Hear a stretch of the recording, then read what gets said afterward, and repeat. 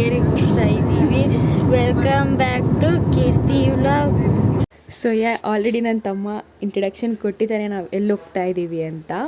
ನಾವು ಬಂದು ಬೆಳಗಾವಿಗೆ ಹೋಗ್ತಾ ಇದ್ದೀವಿ. ನಾನಂತೂ ಫಸ್ಟ್ ಟೈಮ್ ನಾನು ಬೆಳಗಾವಿಗೆ ಹೋಗ್ತಾ ಇರೋದು. Welcome back to Keerthiram vlogs. ನಾವು ಯಾಕೆ ಬೆಳಗಾವಿಗೆ ಹೋಗ್ತಾ ಇದ್ದೀವಿ ಅಂತ ಥಿಂಕ್ ಮಾಡ್ತಾ ಇದ್ದೀರಾ? ನಾವು ಬಂದು ಅಣ್ಣನ ಮದುವೆ ಇತ್ತು ಅಂತ ಹೋಗ್ತಾ ಇರೋದು ಬೆಳಗಾವಿಗೆ.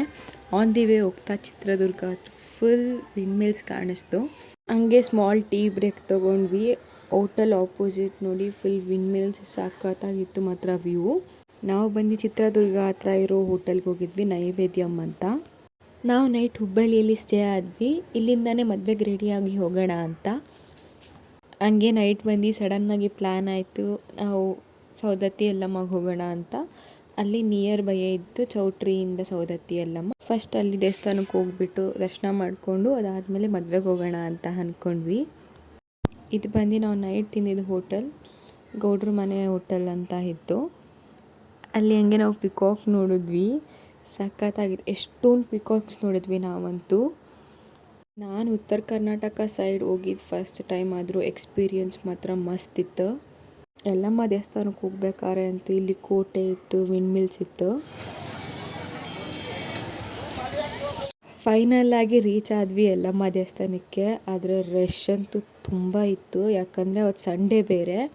ನಮ್ಮ ದೊಡ್ಡಪ್ಪನ ಫ್ರೆಂಡ್ ಅಲ್ಲೇ ಯಾರೋ ಇದ್ದಿದ್ದರಿಂದ ನಮ್ಮನ್ನ ಒಂದು ಸ್ವಲ್ಪ ಮುಂದೆ ಬಿಡಿಸಿದ್ರು, ಅದಕ್ಕೆ ಬೇಗ ದರ್ಶನ ಆಯಿತು ನಮಗೆ. ಇಲ್ಲಿ ಜಾಸ್ತಿ ಅರ್ಶಿನ ಕುಂಕುಮ ಎಲ್ಲ ಮಾರ್ತಾ ಇರ್ತಾರೆ. ಇವನ್ ದೇವಸ್ಥಾನದ ಒಳಗಡೆ ಕೂಡ ಅರ್ಶಿನ ಕುಂಕುಮ ಎಲ್ಲ ಎತ್ಕೊಂಡೋಗಿ ಎರಚ್ತಾರೆ. ನಿಮ್ಗೇನಾದರೂ ಗೊತ್ತಿತ್ತು ಅಂದರೆ ಯಾಕೆ ಎರಚ್ತಾರೆ ಅಂತ ಕಮೆಂಟ್ ಬಾಕ್ಸಲ್ಲಿ ಕಮೆಂಟ್ ಮಾಡಿ. ಹಂಗೆ ಮದುವೆ ಕೂಡ ರೀಚ್ ಆದ್ವಿ ನಾವು.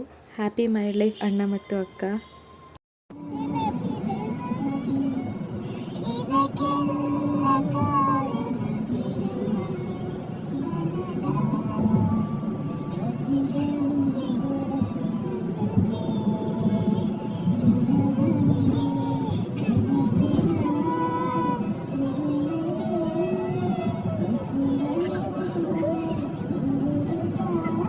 ಅಲ್ಲಿ ಮದುವೆ ಎಲ್ಲ ಮುಗಿಸ್ಕೊಂಡು ನಾವು ಧಾರವಾಡಿಂದ ಇಡಗುಂಜಿಗೆ ಹೋಗಬೇಕಾದ್ರೆ ಅಲ್ಲಿ ಧಾರವಾಡಲ್ಲಿ ಪೇಡ ಸಿಗುತ್ತೆ. ಧಾರವಾಡಲ್ಲಿ ಎಲ್ಲರಿಗೂ ಗೊತ್ತಿರೋ ಹಂಗೆ ಪೇಡ ಫೇಮಸ್ಸು. ನಾವಂತೂ ಇಲ್ಲಿ ಬಂದು ತೊಗೊಂಡ್ವಿ ಧಾರವಾಡ ಪೇಡನ.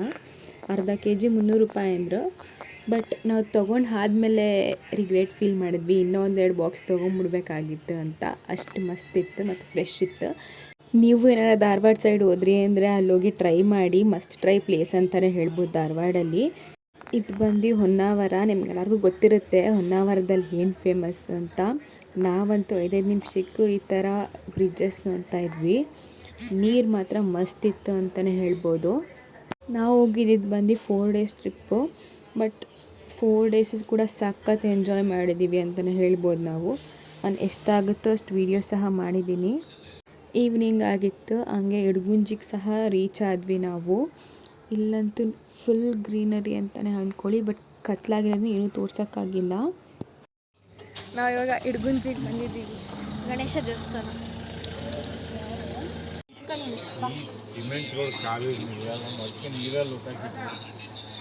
ಇಲ್ಲಿ ಜಾಸ್ತಿ ಹಸು ಇರುತ್ತೆ. ನೀವು ಏನಾರ ಮಾರಿದ್ರಿ ಅಂದರೆ ಬಂದು ಗುದ್ದೇ ಬಿಡುತ್ತೆ ಅದು. ನೀವೇನಾರು ಬಾಳೆಹಣ್ಣು ಕೊಡೋಕೆ ಹೋದ್ರೂ ಸಹ ಹಂಗೆ ಬಂದು ಗುದಿಯೋಕೆ ಬರುತ್ತೆ. ನಾವು ಕರೆಕ್ಟಾಗಿ ಮಹಾಮಂಗಳಾರತಿ ಮತ್ತು ಅಭಿಷೇಕ ಮಾಡೋ ಟೈಮ್ಗೆ ಹೋದ್ವಿ. ಫೈನಲಿ ಮುರುಡೇಶ್ವರ.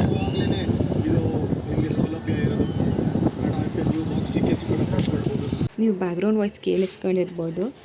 ಬಂದು ಕ್ರಿಕೆಟ್ ನೋಡ್ತಾ ಇದ್ರು ನನ್ನ ತಮ್ಮ ಅವರು, ಅದಕ್ಕೆ ಇಲ್ಲಿಂದ ವಾಯ್ಸ್ ಓವರ್ ಕೊಡ್ತಾ ಇದ್ದೀನಿ ಮ್ಯೂಟ್ ಮಾಡಿಬಿಟ್ಟು.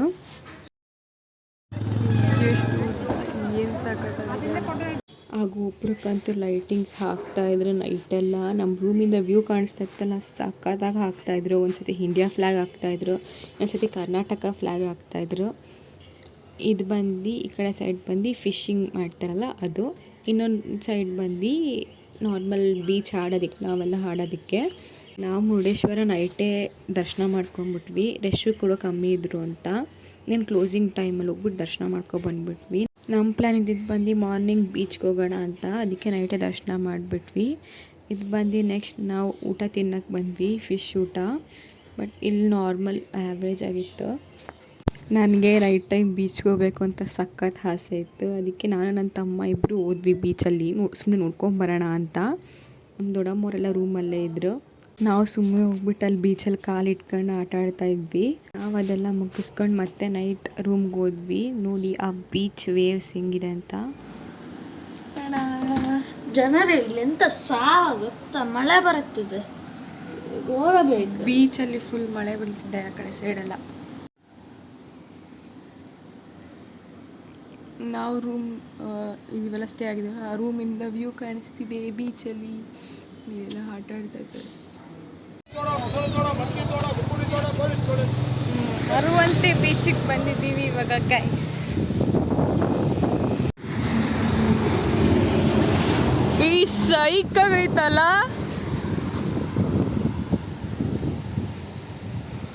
Full highway. ಇವಾಗ ಉಡುಪಿಗೆ ಹೋಗ್ತಾ ಇದ್ದೀವಿ ಆ್ಯಕ್ಚುಲಾಗಿ.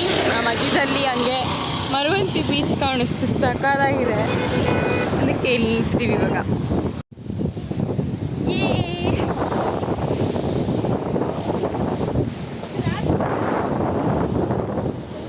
ಹಾಂ, ಕ್ರ್ಯಾಬ್ಸ್.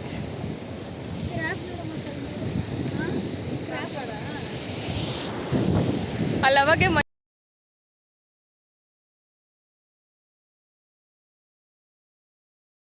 ಇವಾಗ ನಾವು ರೀಚ್ ಆಗಿದ್ದು ಬಂದು ಉಡುಪಿಗೆ. ಬ್ಯಾಕ್ ಗೇಟ್ ಕ್ಲೋಸ್ ಮಾಡಿದ್ರು ಅಂತ ಎಂಟ್ರೆನ್ಸಲ್ಲೇ ಹೋಗಬೇಕು, ಫ್ರಂಟ್ ಗೇಟಲ್ಲಿ.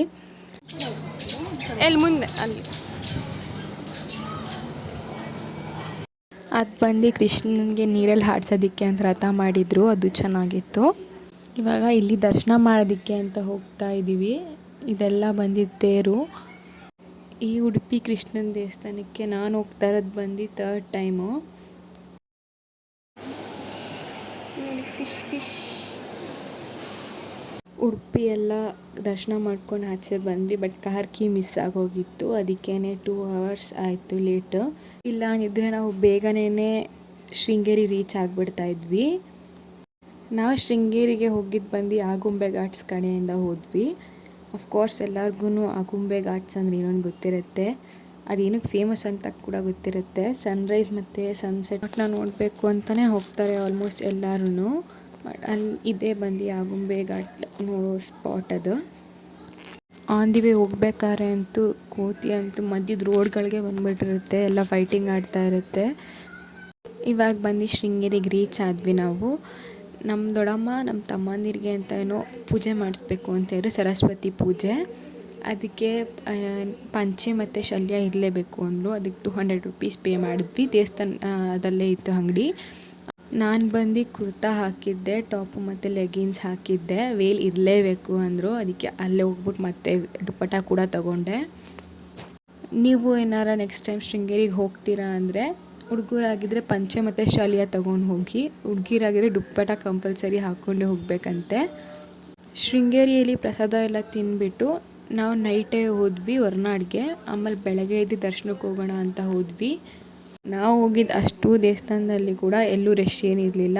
ಇಲ್ಲೂ ಅಷ್ಟೇ, ಹೊರನಾಡಲ್ಲೂ ಅಷ್ಟೇ ಫ್ರೀಯಾಗಿ ಇತ್ತು. 2 ಸತಿ ದರ್ಶನ ಮಾಡ್ಕೊಂಡ್ವಿ ನಾವಂತೂ. ಹೊರನಾಡು ಕೂಡ ದರ್ಶನ ಆಯಿತು ನಮ್ಮದು ಫ್ರೀಯಾಗಿಯೇ.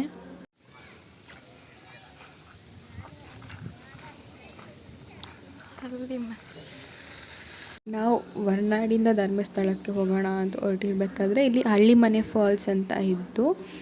ಇಲ್ಲಿ ಬಂದು ನೋಡೋಣ ಅಂತ ಹೇಳ್ಕೊಂಡ್ವಿ, ಬಟ್ ಚೆನ್ನಾಗಿತ್ತು. ಫಸ್ಟ್ ಟಿಕೆಟ್ ತೊಗೊಂಡು ಎಂಟ್ರಿ ಆಗಬೇಕು ಒಳಗಡೆಗೆ. ಟಿಕೆಟ್ ಪ್ರೈಸ್ ಬಂದು 10 rupees ಪರ್ ಪರ್ಸನ್ ಆಗುತ್ತೆ. ಬಟ್ 10 rupees ಕೊಟ್ಟರು ವರ್ತಾಗಿತ್ತು ಮಾತ್ರ. ಬಟ್ ಸಮ್ಮರ್ ಆಗಿದ್ದರೆ ನೀರು ಕಮ್ಮಿ ಇತ್ತು.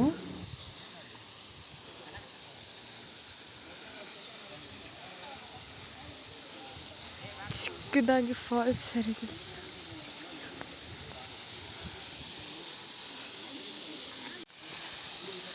ಸ್ವಲ್ಪ ನೀರಿದೆ, ಇವಾಗ ಸಮ್ಮರ್ ಅಲ್ವಾ, ಅದಕ್ಕೆ ಸ್ವಲ್ಪ.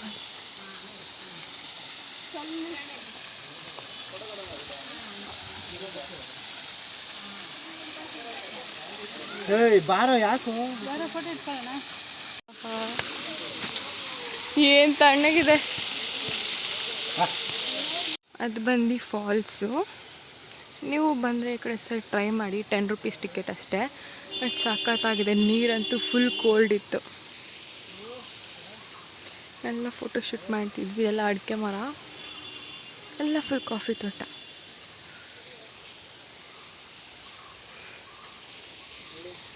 ಇದು ಮೋಸ್ಟ್ಲಿ ಪ್ರೈವೇಟ್ ಇರಬೇಕೇನೋ, ಗೊತ್ತಿಲ್ಲ.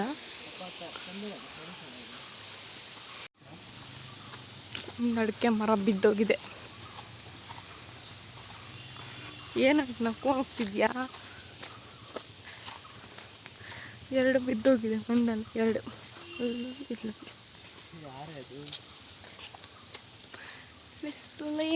ವಾಟರ್ ಫಾಲ್ಸ್ ಎಕ್ಸಿಟ್ ಆಗ್ತಾ ಇದ್ದಂಗೆ ಇಲ್ಲಿ ಹಳ್ಳಿ ಮನೆ ಜ್ಯೂಸ್ ಅಂತ ಇತ್ತು. ನಾವು ಜ್ಯೂಸ್ ಕುಡಿಯೋಣ ಅಂತ ಬಂದ್ವಿ. ಬಟ್ ಇಲ್ಲಿ ಸ್ಪೈಸಸ್ ಎಲ್ಲ ಚೆನ್ನಾಗಿರುತ್ತೆ ಅಂದ್ಬಿಟ್ಟು ಕಾಫಿ ಪೌಡರ್ಸ್ ಎಲ್ಲ ತೊಗೊಂಡ್ವಿ ನಾವು. ಕಾಫಿ ಪೌಡರ್, ಆಮೇಲೆ green tea powder, herbal hair oil ಎಲ್ಲ ತೊಗೊಂಡ್ವಿ ನಾವು. ಇದು ಬಂದು ಚಾರ್ಮಾಡಿ ಘಾಟ್ಸ್. ಅಂತೂ ಇಂತೂ ಫೈನಲ್ ಆಗಿ ಧರ್ಮಸ್ಥಳ ಕೂಡ ರೀಚ್ ಆದ್ವಿ. ನಾವೇನು ಅಂದ್ಕೊಂಡ್ವಿ ಅಂದರೆ ಫುಲ್ ರಶ್ ಇರುತ್ತೆ ಧರ್ಮಸ್ಥಳ, ಪಕ್ಕ 2 to 3 hours ಆಗುತ್ತೆ ಅಂತ. ಬಟ್ ಅಲ್ಲಿ ನೋಡಿದ್ರೆ ಏನು ರಶ್ ಇರಲಿಲ್ಲ. ಇವಾಗ ದರ್ಶನಕ್ಕೆ ಹೋಗ್ತಾ ಇದ್ದೀವಿ. ಈಗ ಹೊಸ್ದಾಗಿ ಮಾಡಿದ್ದಾರೆ.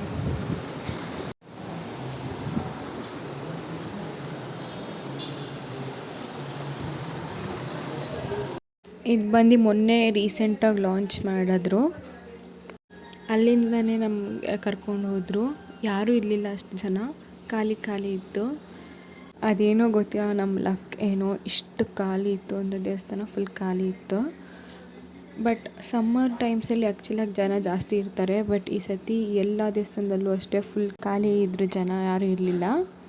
ಈವನ್ ದೇವ್ರ ಮುಂದೆನೂ ಅಷ್ಟೇ 5 minutes ನಿಂತ್ಕೊಳಕ್ಕೆ ಬಿಟ್ಬಿಟ್ಟಿದ್ರು, ಯಾರೂ ಜನ ಇರಲಿಲ್ಲ ಅಂತ.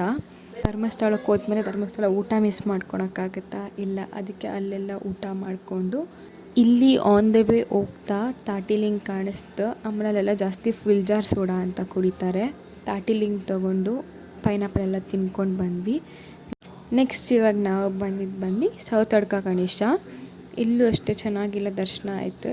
ನೆಕ್ಸ್ಟ್ ಕುಕ್ಕೆನಲ್ಲೂ ಅಷ್ಟೇ ಜನ ಏನೂ ಇರಲಿಲ್ಲ, ಆರಾಮ್ಸೆ ದರ್ಶನ ಎಲ್ಲ ಮಾಡಿಕೊಂಡು ಆಚೆ ಬಂದ್ವಿ. ದರ್ಶನ ಅಂತೂ ಎಲ್ಲ ದೇವಸ್ಥಾನದಲ್ಲೂ ಅಷ್ಟೇ ಸಖತ್ತಾಗಿ ಇತ್ತು. ದರ್ಶನ ಮಾತ್ರ ಎಲ್ಲ ಕಡೆ ಖಾಲಿ ಇದ್ದರು. ನಾವು ರಿಟರ್ನ್ ಹೋಗೋಣ ಅನ್ನೋಷ್ಟೊತ್ತಿಗೆ ಫುಲ್ ಮೋಡ ಮುಚ್ಕೊಂಬಿಟ್ಟಿತ್ತು. ನಾವು ಸ್ಯಾಟರ್ಡೆ ಮನೆ ಬಿಟ್ಟಿದ್ದು, ಟ್ಯೂಸ್ಡೇ ಆಯ್ತು ನಾವು ಮನೆಗೆ ಹೋಗೋಷ್ಟೊತ್ತಿಗೆ. ಫುಲ್ ನೈಟಾಗಿ ಹೋಗಿತ್ತು. ಸೊ ಇಷ್ಟ ಆಗಿತ್ತು ನನ್ನ ಟ್ರಿಪ್ ವ್ಲಾಗ್. ನಿಮಗೇನಾದ್ರು ಇಷ್ಟ ಆಗಿತ್ತು ಅಂದರೆ please like, share, comment and subscribe to my YouTube channel. Thank you for watching.